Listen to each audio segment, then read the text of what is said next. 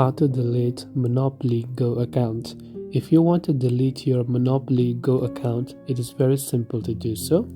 All you have to do is go ahead and then first of all make sure to launch the Monopoly Go game, as you can see right here. Once you've done that, from the top right hand side you can see this three lines option. Just tap on the three bar line option right there, and from the bottom right you'll find an option that says settings. So just go to the settings option.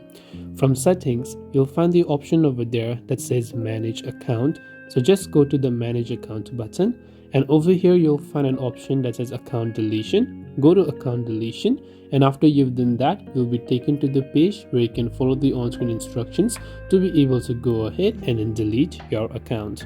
This way you should be able to go ahead and then just basically delete your Monopoly Go account.